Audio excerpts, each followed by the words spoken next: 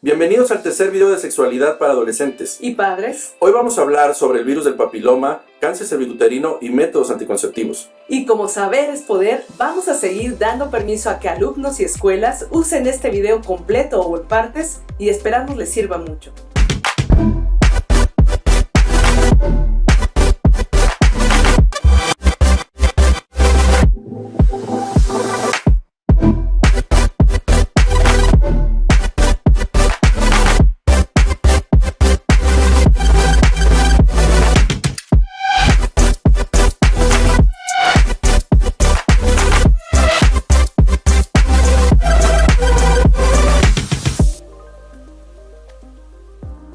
El virus del papiloma humano o VPH es la infección sexual más común.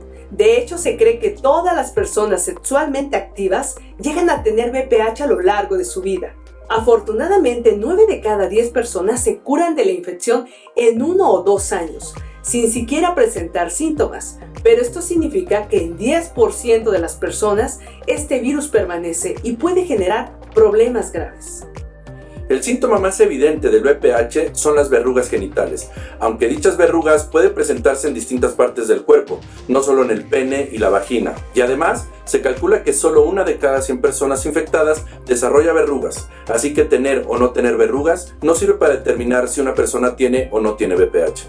Además, existen unos 100 tipos de VPH distintos y algunos solo se transmiten al tener relaciones sexuales.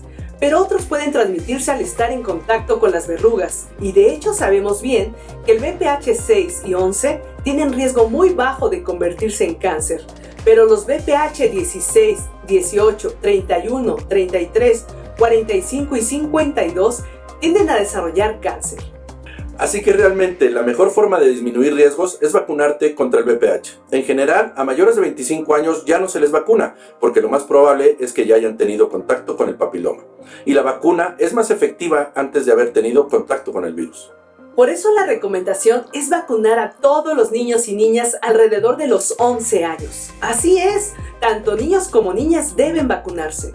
Existen muchos tipos de cáncer, pero el día de hoy vamos a hablar específicamente del cáncer cervicuterino, es decir, el que se desarrolla en el cuello de la matriz, porque está directamente relacionado con el papiloma. Como dijimos anteriormente, no todos los VPH producen cáncer. Sin embargo, el 100% de los casos de cáncer cervicuterinos se originan en el VPH. Sí, así como lo oyen, el 100% de los casos de cáncer cervical que se han estudiado tenían VPH. De modo que si no se hubieran infectado del papiloma, no hubieran desarrollado cáncer.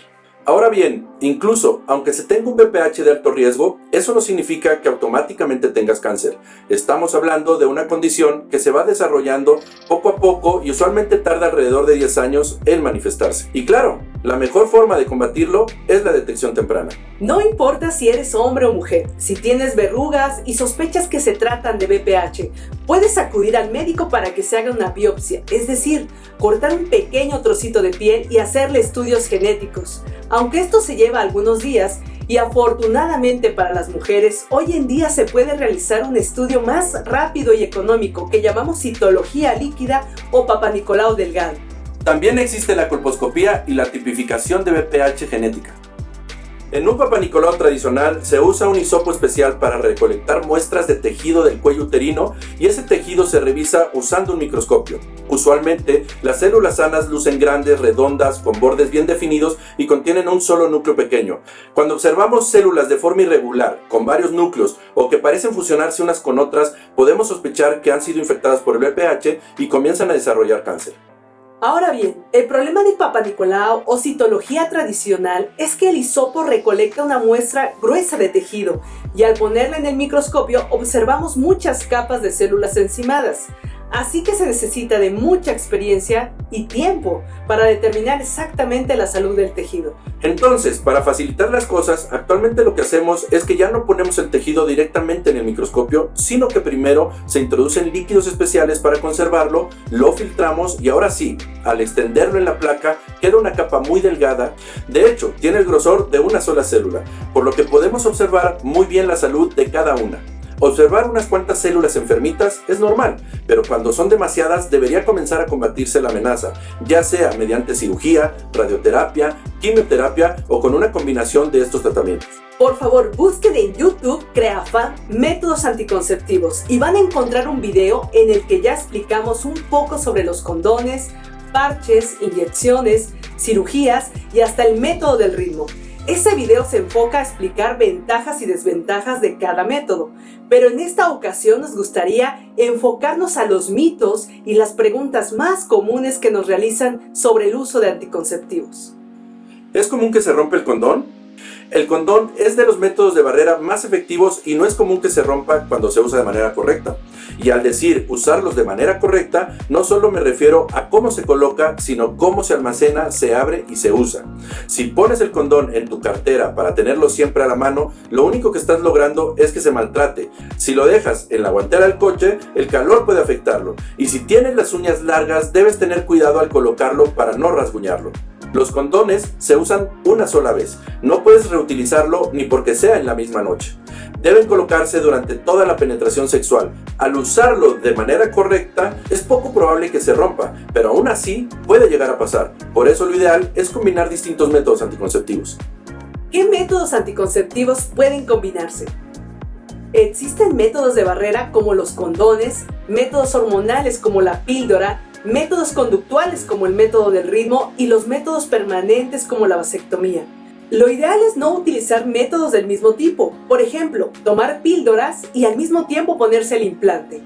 Es mejor combinar distintos tipos. Entonces, si él usa condón y ella toma la píldora anticonceptiva y tienen relaciones en los días justo antes o después de la menstruación, se logrará la menor posibilidad de embarazo.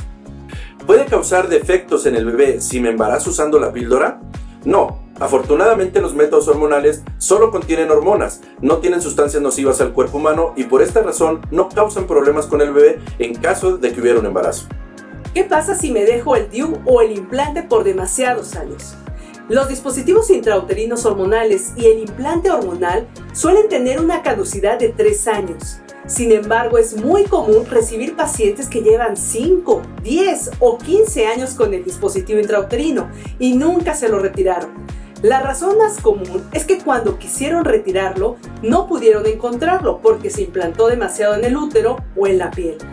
En teoría, una vez que llegan a su caducidad, las hormonas deberían terminarse y la fertilidad debería volver a la normalidad. Pero definitivamente la recomendación sería hacer todo lo posible por encontrar y retirar el implante o DIU. ¿Puede atorarse el pene con el DIU? Tranquilas, eso no sucede. El DIU se coloca en la parte interna del útero y durante una relación sexual el pene solo penetra la vagina y puede topar con el cuello del útero, pero nunca atraviesa hasta el útero.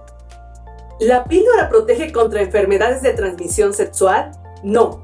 La píldora y otros métodos hormonales solo previenen el embarazo.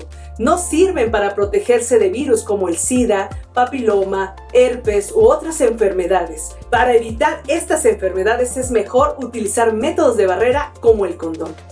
¿Hay posiciones que pueden reducir el riesgo de embarazo? No. ¿Es más seguro usar 2 condones al mismo tiempo? No. Lo ideal es usar un solo condón. Colocarse 2 puede ser incómodo, además de que la fricción entre las capas de látex puede propiciar que los condones se rompan. ¿Qué debo hacer si vomité o se me olvidó tomar la pastilla un día?